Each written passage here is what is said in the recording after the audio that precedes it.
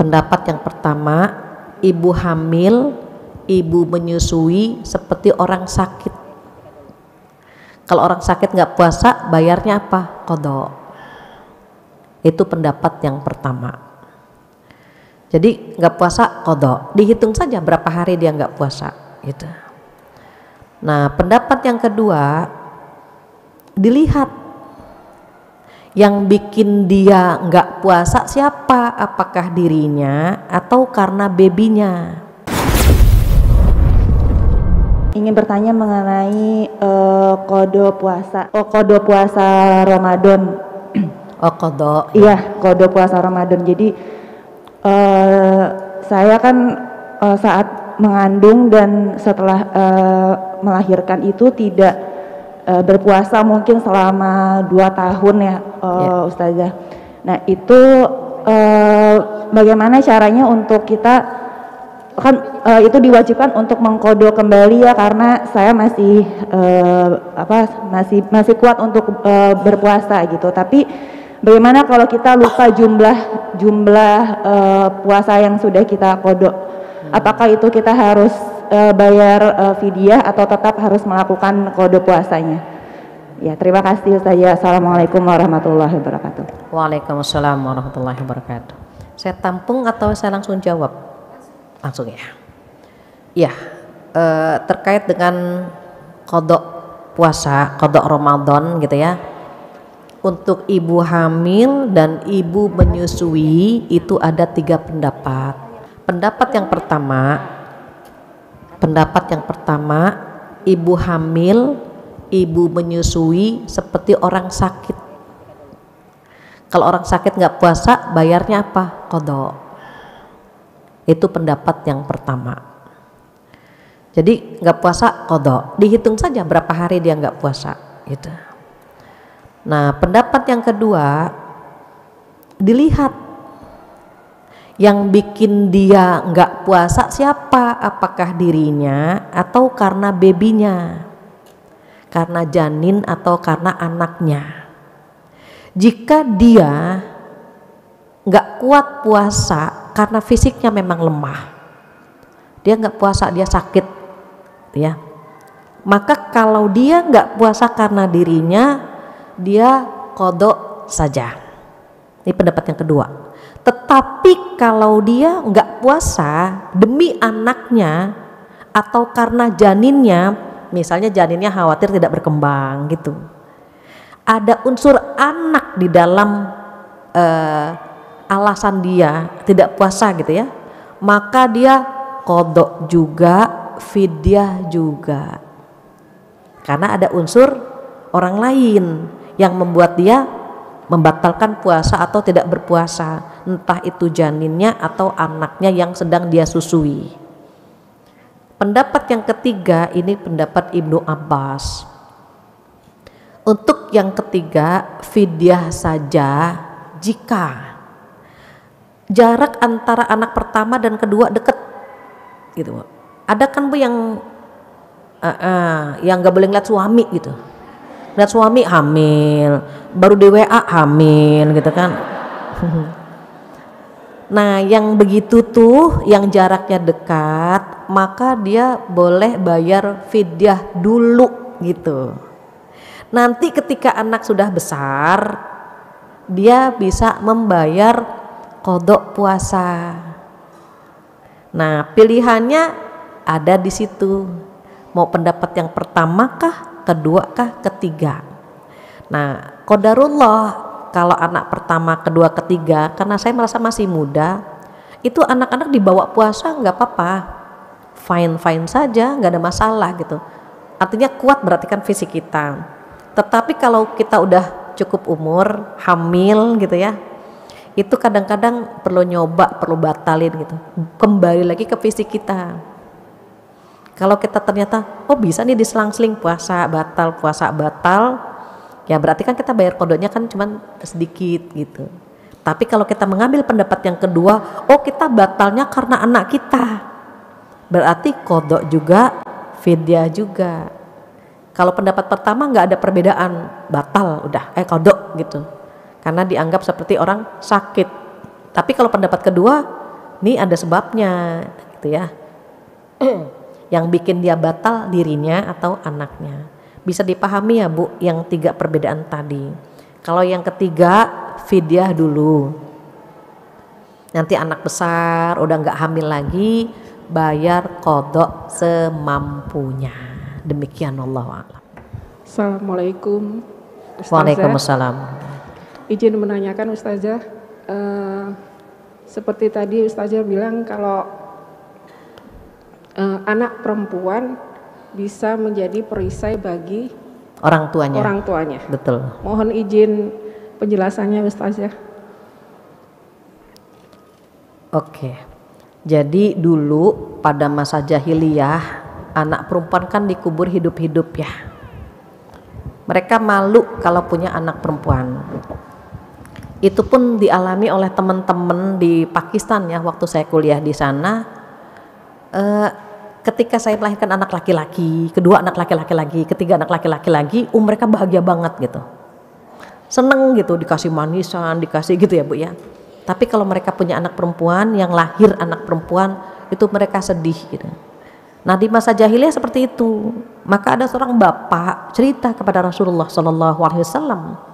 Apa kata bapak ini? Aku benci jahiliyah. Aku benci dengan jahiliyah gitu. Anak perempuan itu menyenangkan. Anak perempuan itu nurut. Anak perempuan itu menenteramkan hati, kata bapak ini. Tetapi jahiliyah memaksaku untuk membunuh anak perempuanku. Aku pernah membujuk anak perempuanku. Aku bilang, nak tolong ambilkan sisir, dia ambilkan. Nak tolong ambilkan air minum, dia ambilkan. Tapi jahiliyah memaksaku untuk membunuhnya. Aku bohong kepada anakku, aku bilang, nak lihat di sumur itu nak, banyak ikannya. Ketika dia menengok ke sumur, aku tendang dia, aku ceburkan dia ke dalam sumur. Dan bapak itu nangis ibu. Sampai Rasulullah pun ikut menangis. Apa kata Umar? Wahai bapak, hentikan ceritamu. Engkau sudah membuat Rasulullah menangis. Apa kata Rasulullah? Biarkan ya Umar, biarkan. Biarkan agar dia merasakan nikmatnya dengan kehadiran Islam. Merasakan indahnya Islam. Dari situ kita bisa melihat bahwa perempuan itu dulu gak dihargai. Maka Rasulullah mensupport untuk mendidik anak-anak perempuan gitu. Maka beliau menyampaikan jika punya anak perempuan 3 dan kamu bagus mendidiknya, surga bagimu. Terus ada yang bertanya, kalau 2 bagaimana ya Rasulullah? 2 kalau kamu bagus mendidiknya, surga bagimu, terhalang dari api neraka. Jadi syaratnya kita betul-betul bisa menjaga dia. Seandainya Rasulullah ada dan kita bertanya, kalau 1 bagaimana ya Rasulullah sallallahu alaihi wasallam? Pasti jawabannya sama. Kalau kamu bagus mendidiknya, surga bagimu. Tuh anak perempuan luar biasa ibu. Karena sulit gitu ya Bu ya. Sulit menjaganya. Dan dia harus kita lepaskan pada saat dia menikah. Maka kadang kalau orang tua melepas anak menikah suka nangis kan Bu. Dia menangis apakah nanti anaknya ini mendapatkan pasangan yang tepat gitu. Dia nangis apakah nanti pasangannya bisa membahagiakan dia. Atau sebaliknya dia nangis apakah nanti anaknya bisa bertanggung jawab dengan rumah tangganya. Jadi kalau kita punya anak perempuan bagus mendidik mereka, insya Allah surga buat kita. Karena kata Rasulullah apa? Anak itu menjadi perisai orang tuanya dari api neraka. Ibu kita pakai jilbab hari ini, kita bisa nutup aurat, kita bisa sholat 5 waktu. Orang tua insya Allah dapat pahala ibu. Ketika kita taat sama suami kita, kita menjaga kehormatan kita, orang tua kita dapat pahala dari apa yang kita lakukan. Beruntung kalau kita bisa mentransfer pahala untuk orang tua yang sudah membesarkan dan merawat kita. Demikian mudah-mudahan kita termasuk yang bisa ya Bu. Kalau dulu ini perlu disampaikan Bu. Dulu ketika saya termasuk yang kolot ya Bu, orang tua saya tuh protektif sekali. Dulu itu di pesantren saya diputuskan untuk ke Kairo, ke Al-Azhar. Kemudian ayah saya komentarnya begini, nanti ayah cek dulu, ayah lihat dulu. Beliau langsung pergi Bu sama ibunda saya ke Mesir mau ngecek Al-Azhar gitu, dicampur atau tidak gitu. Ternyata di sana bisa ketemu laki sama perempuan begitulah. Pulang ke Indonesia lapor ke Pak Kiai, Pak, anak saya jangan di sana. Ada nggak kampus yang terpisah gitu antara laki dengan perempuan? Saya bilang ayah kan udah di pesantren ya, dipisah laki perempuan, masa kuliah dipisah juga gitu ya? Nggak apa-apa gitu. Apa komentar beliau? Ayah pengen dapat surga dari Fatihah gitu Bu. Saya langsung nangis, wah gitu kan Bu, terharu. Sekarang saya sampaikan ke anak perempuan saya satu-satunya, nak jaga diri, nak jaga akhlak. Umi pengen dapat surga dari kamu nak, karena kalau Umi bisa mendidik kamu dengan baik, Umi masuk surga. Jadi kamu kalau dilarang nggak boleh ini, nggak boleh itu, nggak boleh ini, nggak boleh itu, karena Umi pengen dapat surga lewat kamu nak gitu. Itu disampaikan Bu. Karena saya ketika disampaikan sama almarhum orang tua saya Bu, saya tuh kayak ketampar, ayah pengen dapat surga dari Fatihah Fat gitu. Akhirnya saya bilang ke anak saya begitu, dia diam Bu.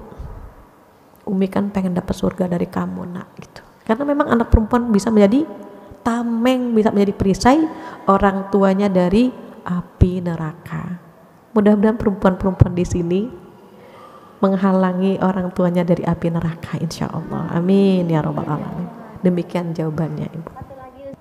Assalamualaikum warahmatullahi wabarakatuh. Waalaikumsalam warahmatullahi wabarakatuh. Ustazah, maaf ini kayaknya tidak sesuai dengan tema, tapi saya mau nanya nih Ustadz. Ibu dimaafkan, siap.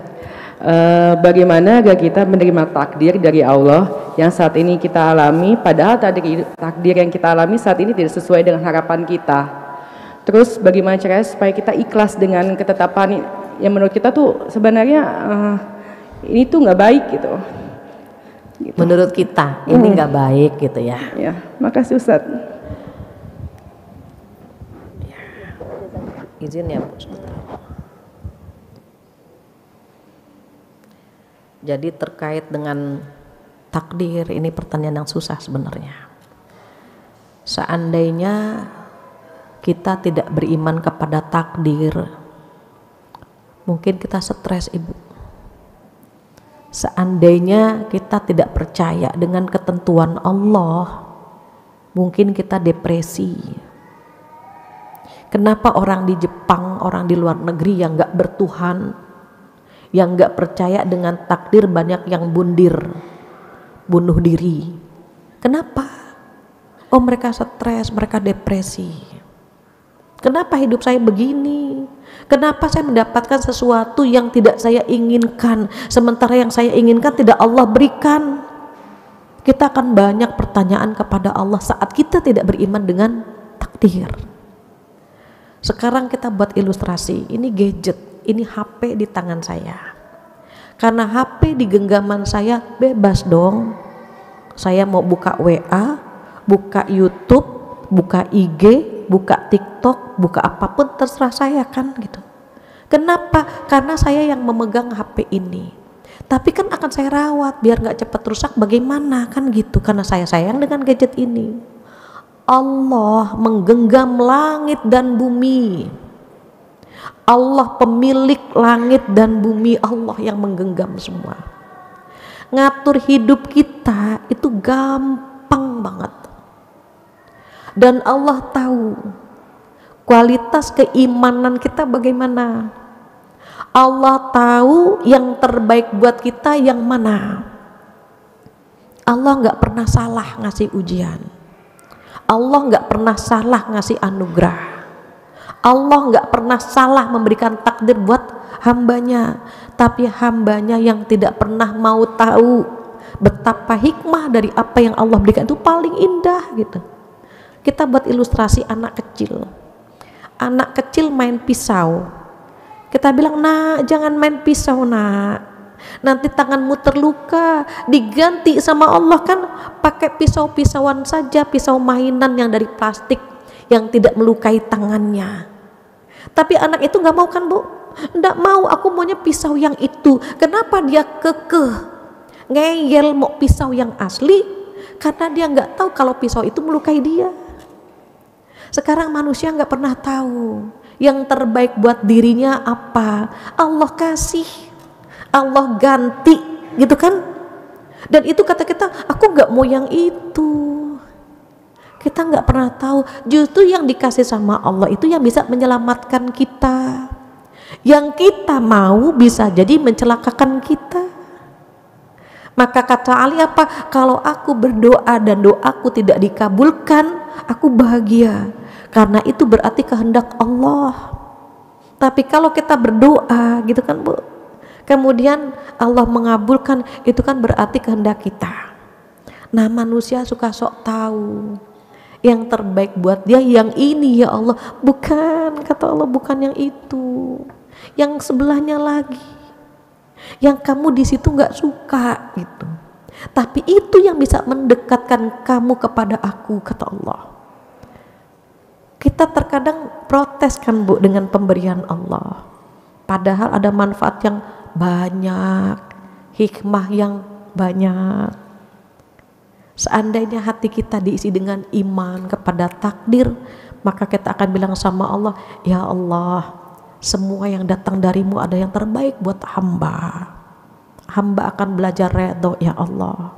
Hamba akan belajar redho. Kuatkan ya Allah, kuatkan, ikhlaskan, sabarkan, penuhi hati hamba dengan redho kepadamu ya Allah.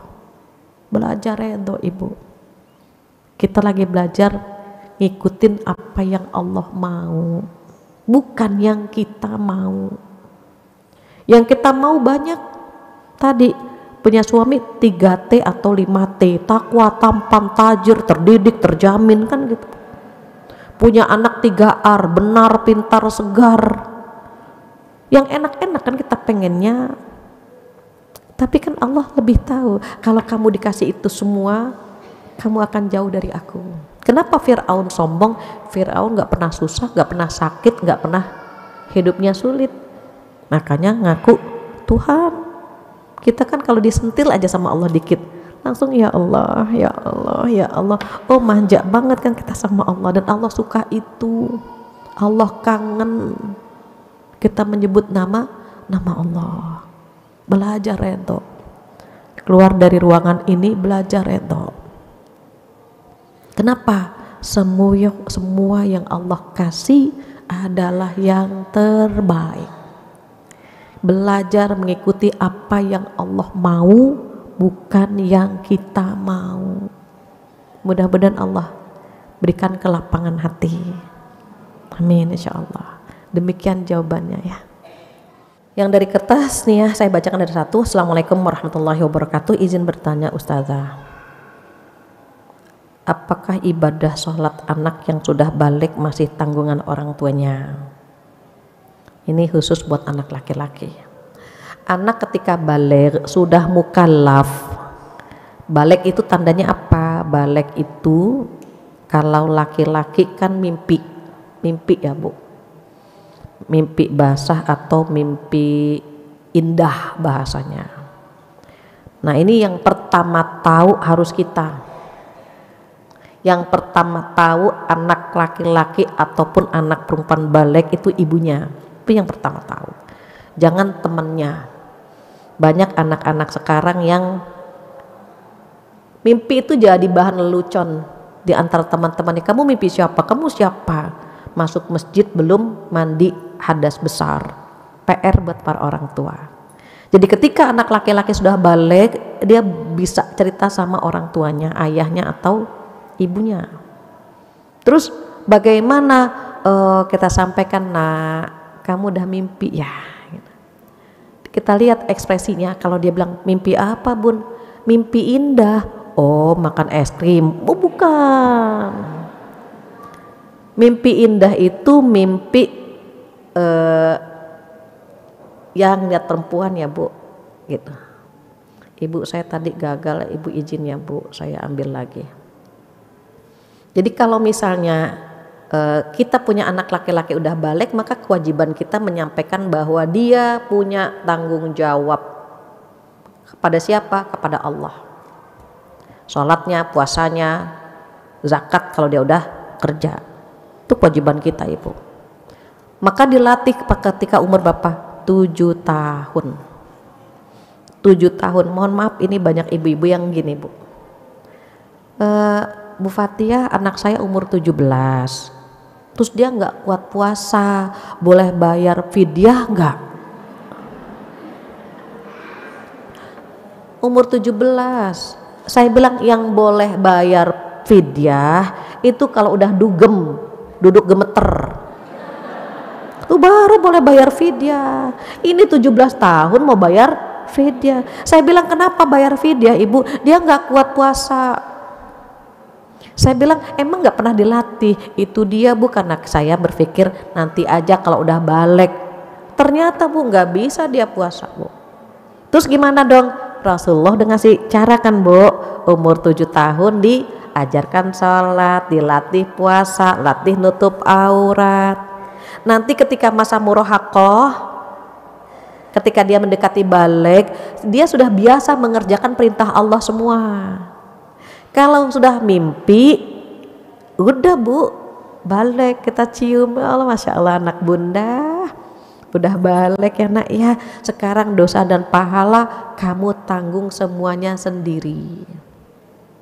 Oh gitu ya Bunda, iya kemarin itu pahalanya buat yang mengajarkan, yang mendidik. Kalau Bunda yang ngajarin, pahalanya buat Bunda. Makanya anak-anak sekarang itu pinter Bu. Kalau kita bilang, nak puasa ya sayang ya, sholat ya nak. Aku tahu kenapa Bunda nyuruh aku puasa sama sholat, biar Bunda dapat pahala kan gitu. Dia tahu pahalanya buat kita. Tapi itu kan karena kita mengajarkannya Bu. Nanti ketika udah usia 9, 10 masa murahaqqah, nah itu udah penuh tuh Bu, udah paham banget gitu batasan aurat, paham puasa, sholat dan seterusnya. Maka kata Rasulullah apa? Kalau umur 10 tahun enggak sholat boleh dipukul, tapi kan dengan pukulan sayang. Anak Bunda gimana sih nggak sholat, anak Bunda gimana, bukan dengan hukuman yang sifatnya menakutkan ya Bu. Ali pun berkata apa, kalau kalian memukul anak nih ketiak jangan terbuka. Bisa dibayangkan Bu, kalau ketiak terbuka tuh mukulnya sakit Bu, pak gitu kan Bu. Ini nggak terbuka ketiaknya. Anak Bunda gimana sih belum sholat, kan dikit lagi balik gitu Bu, udah dikasih warning. Nih anak dikit lagi balik nih, udah dikasih warning sama kita. Terus dari umur berapa? 7 tahun. Makanya 7 tahun sudah bisa diusahakan ya Bu, bisa baca Quran dan Koran. 7 tahun bisa baca Quran dan Koran. Nanti ketika mendekati masa murahaqqah 10 tahun udah semuanya bisa tuh Bu. Perintah Allah semoga sudah bisa ditunaikan dengan maksimal. Terus gimana? Kalau udah balik udah lepas tangan kita. Tapi kalau kita tidak pernah menanamkan, tidak pernah mengajarkan, khawatir kita dimintakan tanggung jawab oleh Allah Subhanahu wa Ta'ala. Anak itu kan titipan. Kita khawatir berdosa ketika kita tidak pernah mengajarkan kebaikan dan nilai-nilai Islam kepadanya. Demikian Allah a'lam. Begitu? Gak ada lagi yang di kertas ya. Baik ibu-ibu solehah, alhamdulillah. Dan kita tutup dengan doa penutup majlis bersama-sama. Subhanakallahumma wa bihamdika asyhadu an la ilaha illa anta astaghfiruka wa atubu ilaik. Wabillahi taufiq hidayah. Assalamualaikum warahmatullahi wabarakatuh.